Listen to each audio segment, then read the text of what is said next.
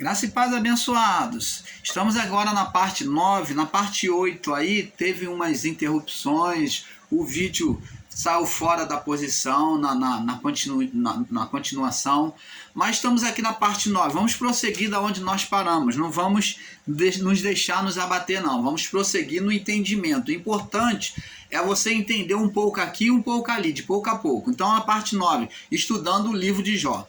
Então, abençoado, o irmão Paulo parou aqui falando no verso 16, no verso 15, não vamos ler do verso 14 ao 16, diz assim, veio um mensageiro a Jó e disse, bois lavravam, jumenta pastavam junto a eles, quem? Aos filhos, né, aos servos. E deram sobre eles os sabos seus, povos inimigos, e tomaram os servos, tomaram aos servos, feriram a espada, e só eu escapei para trazer-te a nova. Como falei, o ser espiritual Satanás, ele deixou uma vida para poder ir lá trazer, levar a má notícia a Jó. Então, a nova é notícia. Então, ele foi lá para trazer a má notícia a Jó, para poder abalar o coração de Jó, o emocional dele. Então, ele queria uma reação da parte de Jó. Então, ele tinha que provocar. Então, ele deixou uma vida. Agora, no verso 16, diz assim, estando ele ainda falando, olha que é uma má notícia atrás da outra, e ainda existe, irmãos ensinadores em graça, que diz que isso aqui era um homem que fez isso, esse Satanás é um homem. Que homem poderoso é esse que traz um dano após outro, estando em lugares diferentes? Então, aí é pega a mentira deles por isso. Estando este ainda falando, verso 16, veio outro e disse, olha só o que ele vai dizer, o outro mensageiro, fogo de Deus caiu dos céus. Como é que ele sabia que era fogo de Deus? E queimou todas as ovelhas e os servos e os consumiu, e só eu escapei para trazer-te a nova. Ora, se Deus guardava, por que agora Deus vem lançar fogo para consumir Jó, o servo que ele mesmo deu testemunho dele com toda alegria diante do mal? Como é que é fogo de Deus que cai do céu, se foi Deus que deu a Jó?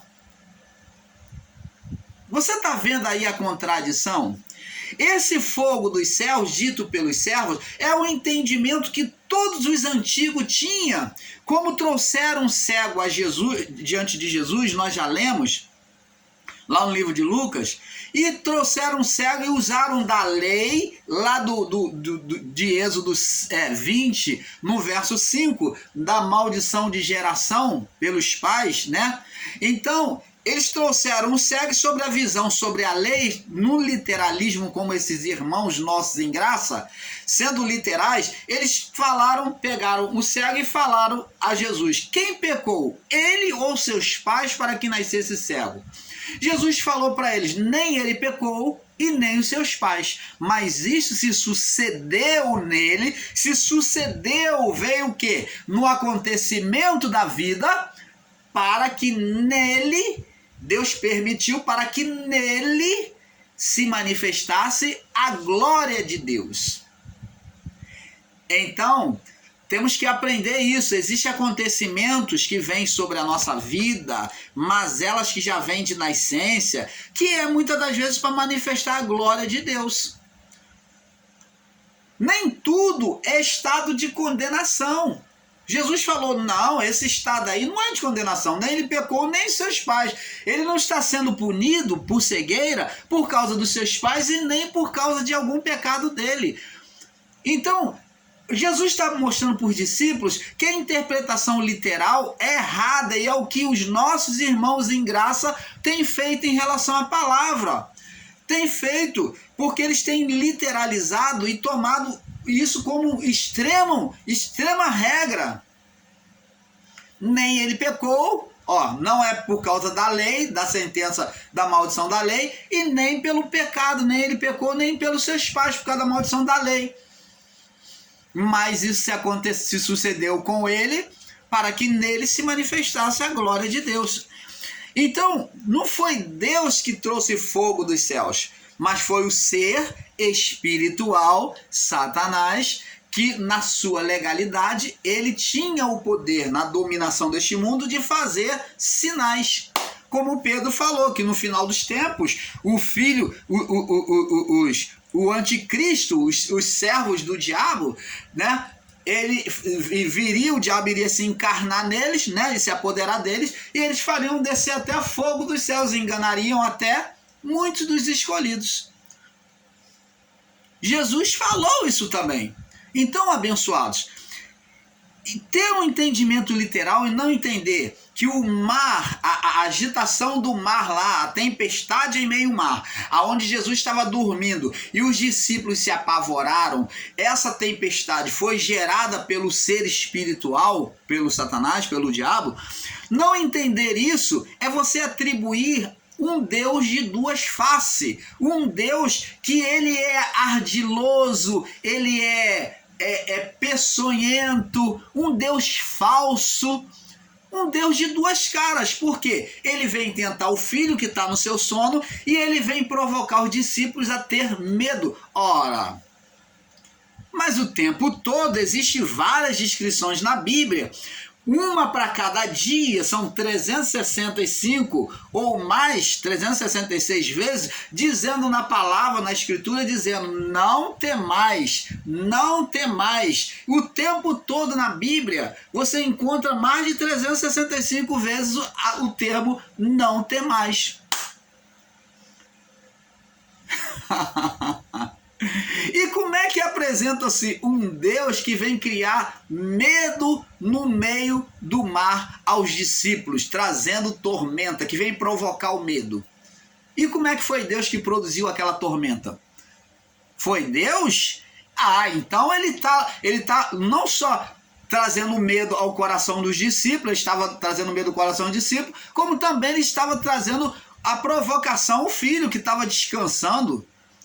Ora, Jesus falou, qual de vós é o pai que se lhe pedir um pão vai dar uma pedra? Se lhe pedir um peixe vai lhe dar uma serpente? Se lhe pedir um ovo vai lhe dar um escorpião?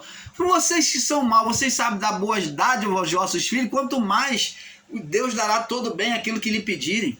E como é que Deus vai tentar o filho em meio ao mar?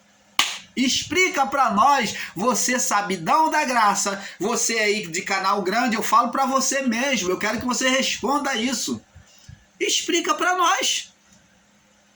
Esse Deus, como é que um Deus vai chamar por meio do seu filho a Pedro para ter fé, quando Pedro com os discípulos estava no barco e Jesus vem andando e eles vê ali aquele vulto, pensa que é um fantasma e Jesus diz, sou eu, e Pedro levantou fé e confiando em Jesus e disse, mestre, se é tu, manda-me ir ter contigo. Isso é fé. Então Jesus aceitou esse desafio e falou, vem Pedro, mostra a tua fé. Então Pedro começou a caminhar, a mostrar a fé. Ele mostrou a fé? Mostrou. Agora, como é que aquela tempestade foi Deus, um Deus tentando roubar a fé, quando o filho vem querer ver a fé de Pedro? Oh, abençoado, muito contraditório. É o pai lutando contra o filho fala, vem, eu quero ver você andando sobre as águas. E ele está ali admirando Pedro, caminhando sobre as águas que nem ele, mostrando a fé, e o pai vem agora soprar um vento mais forte ainda, para que Pedro venha perder a fé. Oh, abençoado, que Deus é esse que estão ensinando aí em graça? Que Deus xexelento, que Deus muquirana é que estão ensinando aí em graça? É um Deus totalmente fajuto, um Deus torto, um Deus deformado, um Deus doente de duas faces que estão ensinando aí para você. Mas nós, o canal Luz da Graça, não. Ensinamos um Deus que ama, um Deus perfeito, um Deus à luz da Bíblia, olhado com um olhar espiritual, não com um olhar literal, físico. Um Deus que luta contra o filho, que está andando sobre as águas e dá exemplo para Pedro, e Pedro começa a andar e depois ele vai chegar e vai lutar contra o filho, levantar um vento mais forte para que Pedro venha afundar? Não. Essa força do vento contrário agora contra Pedro também foi o ser espiritual, roubando a fé de Pedro. Por isso que Jesus disse, homem de pouca fé. Ele mostrou fé, Jesus falou que ele mostrou, só que a fé dele foi pouca, foi limitada, foi por um tempo pequeno. Jesus esperava uma fé com um tempo maior, ele crescesse mais em fé. Por isso que Jesus censurou ele e disse, homem de pouca fé. Por quê? Quando veio o desafio do ser espiritual, soprou o vento mais forte e as ondas batiam palma, ele olhou para baixo, teve medo e afundou. Esse mesmo ser levantou tempestade lá a caminho de Gadara, sobre o barco. Você está entendendo, abençoado? Mas nossos irmãos ensinadores em graça, a eles não foi dado esse privilégio de enxergar com um olhar espiritual para enxergar isto, amados. Então, abençoados, é isso que temos que entender. Esse fogo dos céus não foi fogo de Deus, mas sim o fogo do ser espiritual, quando ele recebeu legalidade. Quando Deus falou, vai, Deus estava dando legalidade a ele de tocar em Jó. E ele, diante da sua legalidade sobre o mundo, né, daquela época, até a cruz, ele tinha legalidade de trazer fogo do céu. E diz aqui, fogo de Deus caiu do céu, queimou as ovelhas e os servos.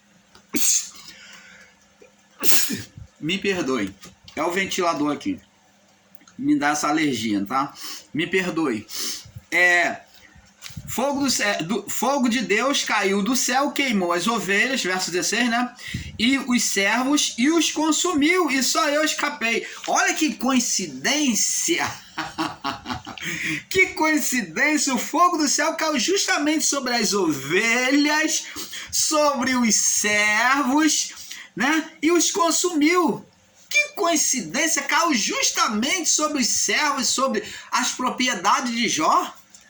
Muita coincidência, mas não. Foi o ser espiritual que foi com o objetivo, na sua legalidade, no seu poder que ele tinha. Ele fez isso. Queira você ou não, meu irmão ensinador em graça. Pode você estar remoendo e falar aí que Satanás não tem poder, mas tinha sim. Ele recebeu o poder sim. O homem entregou o poder a ele. Lucas 4, 5 a 8 mostra que a ele foi dado poder e glória pelo homem Adão, no seu pecado. Diz aqui no verso 17, estando este ainda falando, veio outro e disse, uma má notícia atrás da outra. Como que se pode acontecer isso? Se não, num confronto espiritual.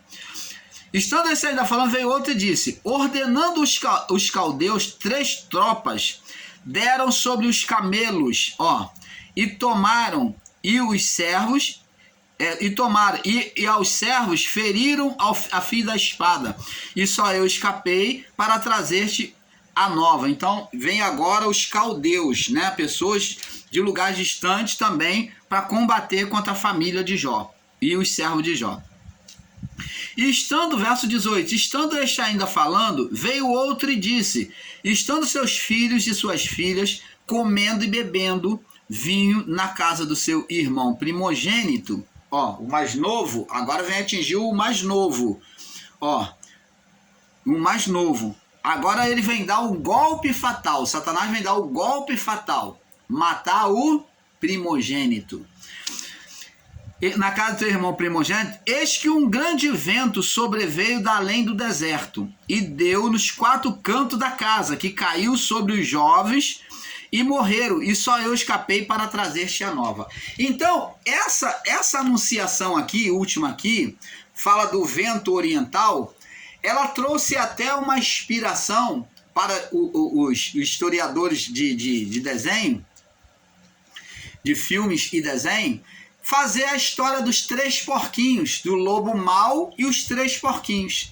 Vê-se aqui que a história do lobo mau e os 3 porquinhos foi inspirada aqui no livro de Jó, aonde o vento oriental, eles botam o lobo soprando, que é a força de Satanás. Parece que o sistema religioso, as pessoas do mundo, né, ou melhor, as pessoas do mundo enxergam melhor do que muitos cristãos e muitos ensinadores aí em graça, que eles projetaram o lobo mau Por que que eles projetaram o lobo mau? Porque lá no início nós vimos que o Satanás se apresenta como raposa. Ele pede para abrir a cerca, a sebe, para atacar a vinha. Então eles botaram o quê? O lobo mau, ou uma raposa gigante. Uma raposa crescida, que é a representação do lobo mau. O lobo mau é uma raposa.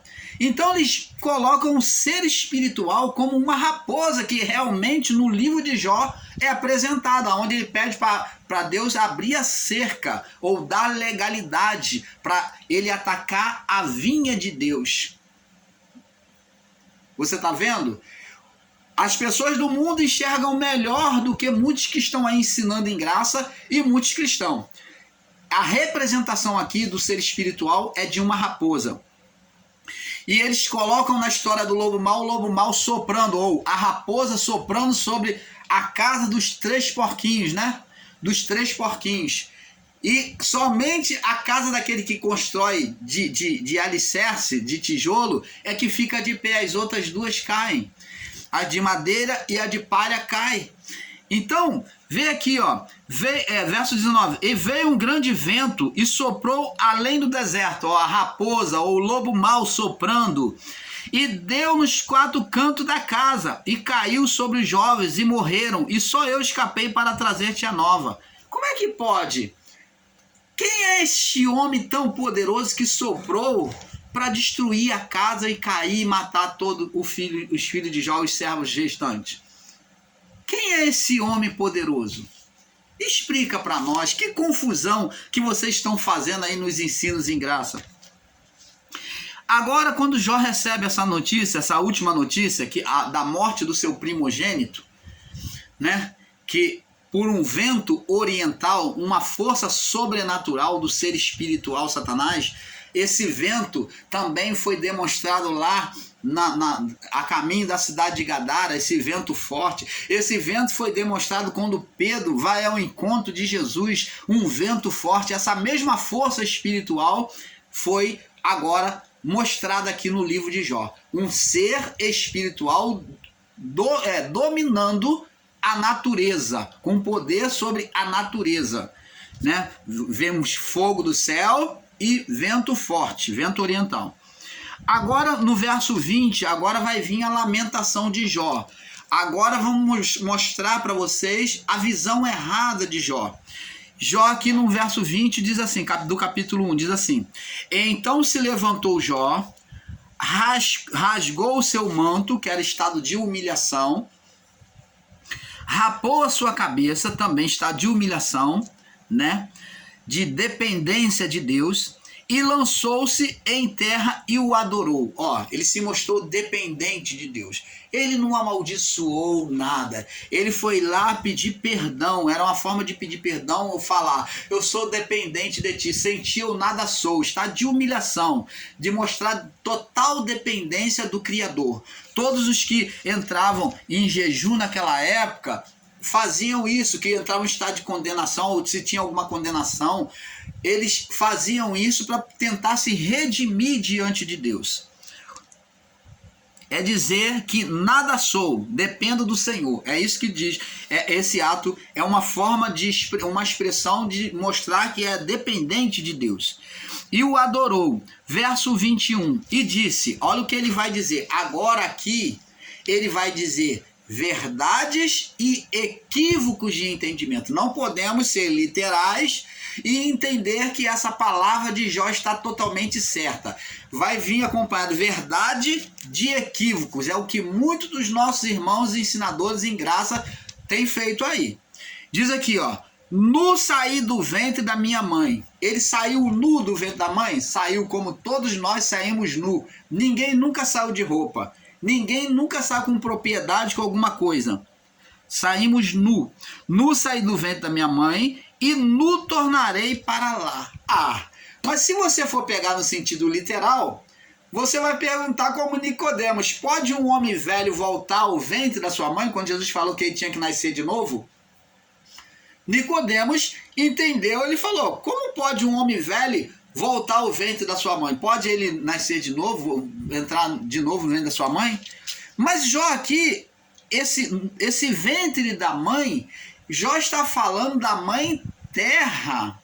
Ele está dizendo, eu nasci nu, eu vi nu, o homem foi criado nu do pó da terra, e ele também vai voltar nu. Então Jó, em outras palavras, ele está assumindo a mesma palavra de Deus, ele está sobre o entendimento da palavra de Deus que ele tinha. Ele cita o verso 19 de Gênesis capítulo 3, no verso 19, diz assim, ó: e do suor do teu rosto comerás o teu pão até que tornes a terra, porque delas foste tomado, ó, da mãe, ó, saiu nu, veio nu, dela foste tomado, porque és pó, e em pó tornarás. Ah, então Jó pegou a palavra de Gênesis 3:19 e ele aplicou agora com uma visão mais nítida. Ele disse, nu saí do ventre da minha mãe, falou a mesma palavra do Criador, e nu tornarei para lá. Ele mostrou que era destino de todo homem um dia expirar. Ah, aí agora ele entendeu, isso aqui tá certo, mas agora vamos ver o equívoco. Agora vem o equívoco, ponto e vírgula, diz assim, o Senhor deu, foi Deus que deu tudo isso a ele? Verdade, aqui tem uma verdade. E o Senhor tomou. Opa! Se formos olhar no sentido literal e dizer que Deus tomou, ensinar que Deus tomou no sentido literal, isto não é verdade, porque não foi Deus que tirou, criou o mal. Mas no sentido soberano, o Senhor tomou, porque ele permitiu, então ele tomou. Mas Jó aqui estava olhando Deus no sentido literal, e nós vamos ver isso. Ele estava olhando Deus no sentido literal, que Deus estava tomando, que ele estava sendo punido no entendimento dele. Ele estava entendendo que ele estava sendo punido por causa de algum pecado, e Deus foi lá e ó, pegou de volta. Deus deu enquanto ele era obediente, mas ele vacilou e Deus foi lá e tomou de volta. Então ele está ensinando aqui, como diz na canção, Deus me deu, Deus tomou. Ele está ensinando um Deus que dá com uma mão e tira com a outra, que é o Deus Momon. O Deus Momon, o Deus do mundo, é assim. Os deuses do mundo são assim, que eles fazem pacto com ele e ele, um determinado tempo, ele vem cobrar. Ele dá com a mão e tira com o outro. O Deus Momon, o Deus do mundo, é assim. Jesus falou que existia o Deus Momon. Aí então Jó, com o entendimento errado, disse, Deus me deu, Deus tomou. Bendito seja o nome do Senhor. Isso está certo. Agora vamos provar para vocês que o entendimento de Jó é equivocado, que ele diz aqui, ó, por que o mal veio sobre ele. Jó capítulo 3, no verso 25. Por que veio? Foi Deus? Não. Foi Deus que tomou dele? Não. Ele diz aqui, ó, no verso 25, capítulo 3, verso 25, Jó. Porque naquilo que temia, me sobreveio. Opa! A palavra diz lá no livro de Provérbios que o medo produz o tormento. O medo produz o tormento. E Jó diz, porque naquilo que eu temia, me aconteceu.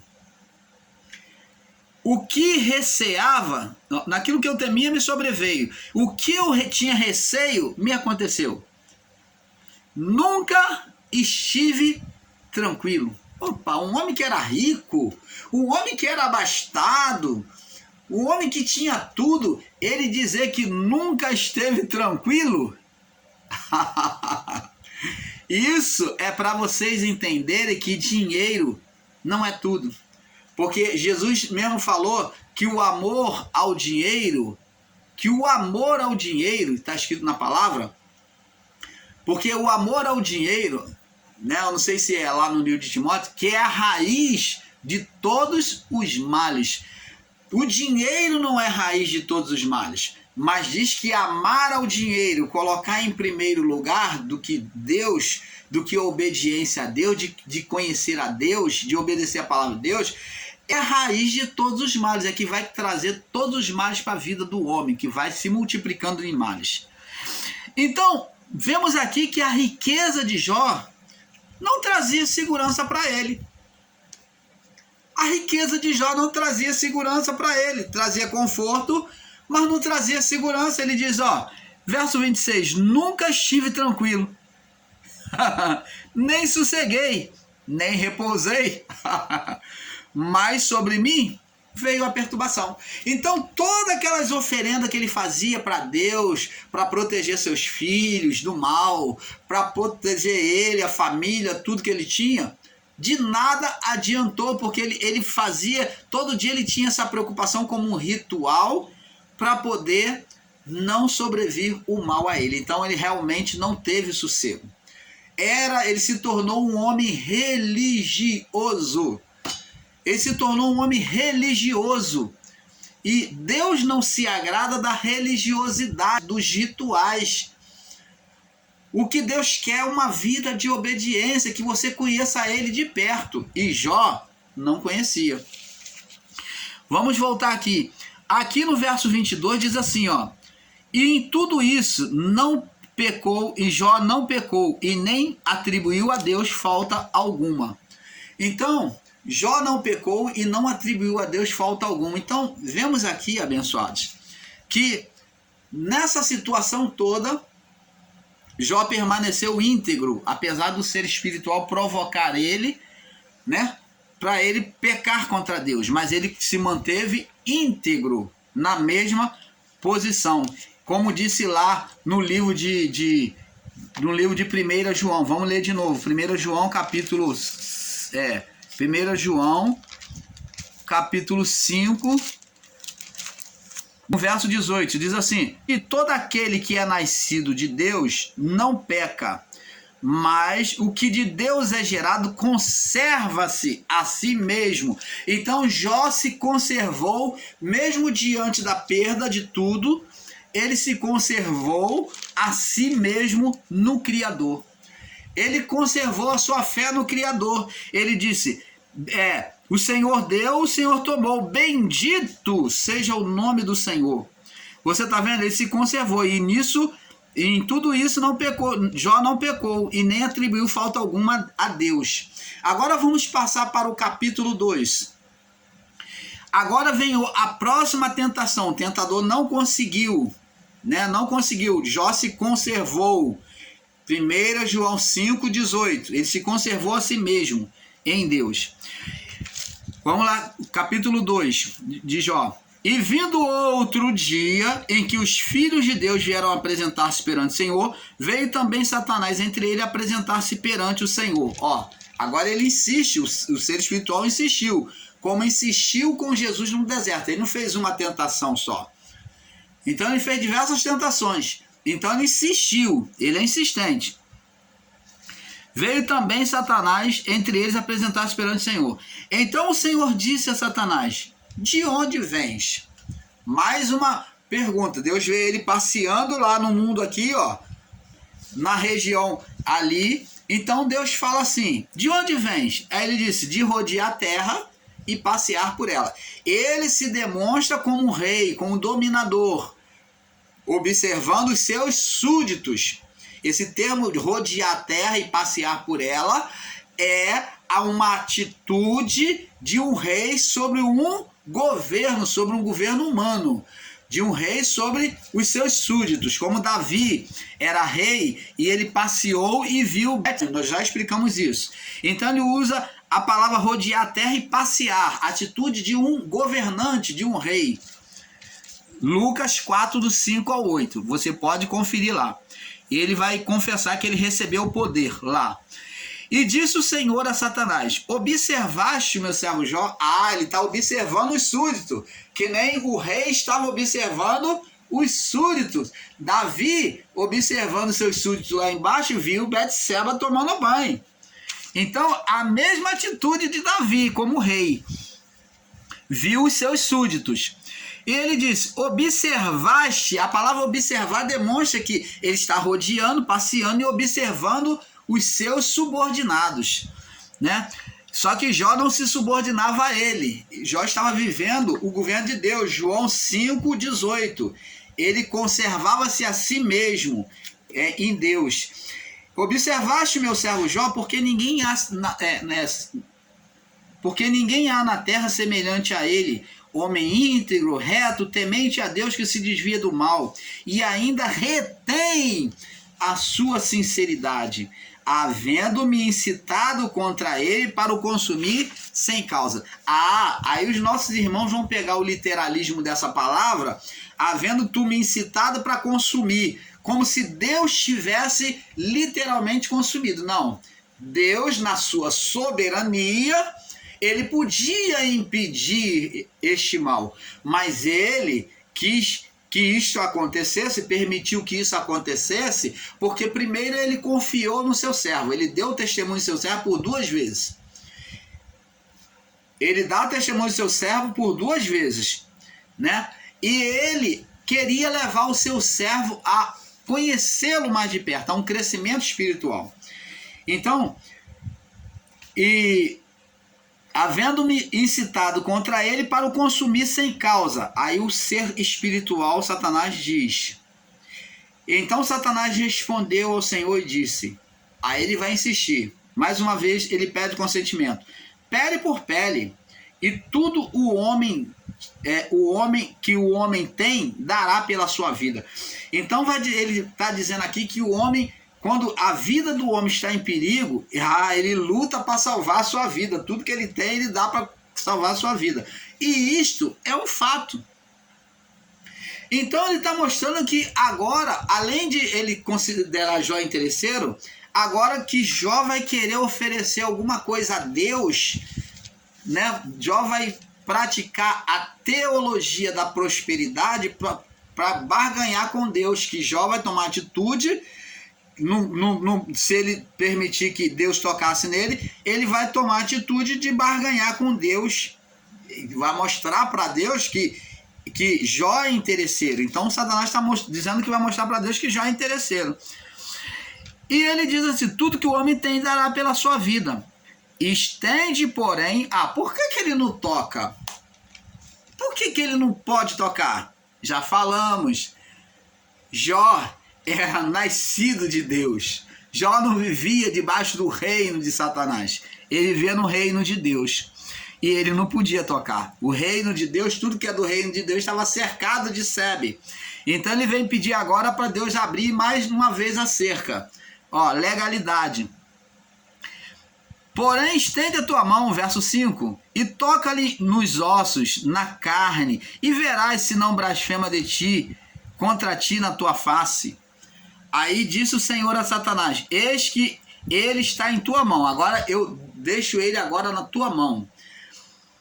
Porém, guarda a sua vida. Você não pode tirar a vida dele. Pode tocar, mas ele tem que permanecer vivo, porque eu tenho um propósito para ele. Que maravilha, né? Então saiu, verso 7, então saiu Satanás da presença do Senhor e feriu a Jó de úlceras malignas. Ele traz logo a doença, é outra habilidade que ele tem, de provocar a doença no homem. Por isso que na época de Jesus expeliu várias doenças que não eram reconhecidas pelo médico, uma forma de curar, né, desenganos médicos, e Jesus curou porque era de estado espiritual, onde saiu demônios que sustentava aquela doença. Quando a doença é espiritual, os remédios não fazem efeito, eles são paliativos, mas a doença volta porque existe uma vida, uma força espiritual